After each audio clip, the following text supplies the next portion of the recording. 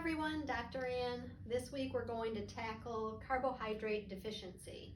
So we talked about the three sources of energy: carbohydrates, proteins, and fats. And so we're going to just start going through each of those particular food substrates, if you will. So remember, I had told you that carbohydrates are the preferred source of fuel for the body.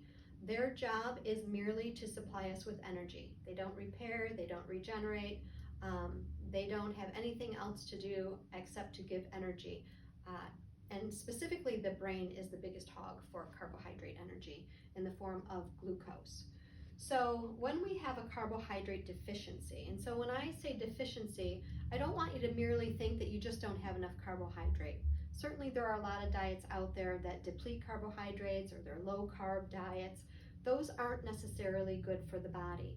The body can only store about 6 to 8 hours of carbohydrates for use for fuel, and then it has to move into protein as an alternative source of energy. So we really don't want to leave it lacking in carbohydrates, if you will. So there's a certain amount we need to have every day. So deficiency can be somebody who eats more carbohydrates than they can digest. So if it's more than they can digest, they are not going to get them in.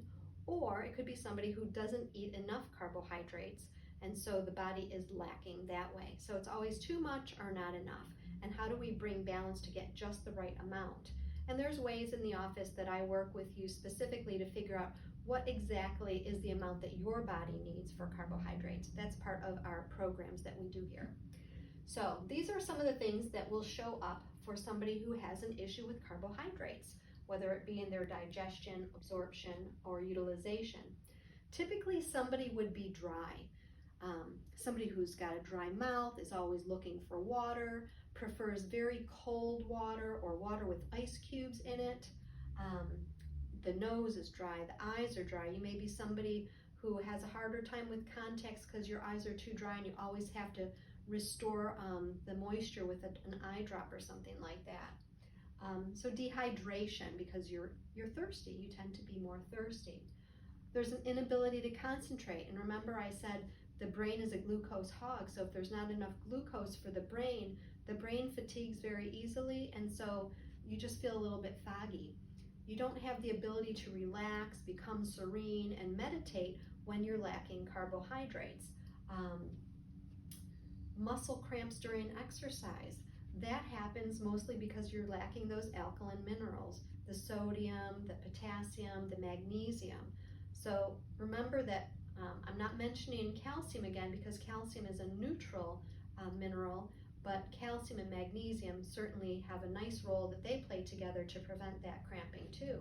So we need, remember, that school bus carbohydrate to bring in the right amount of sodium, to bring in the potassium and the magnesium attached to it.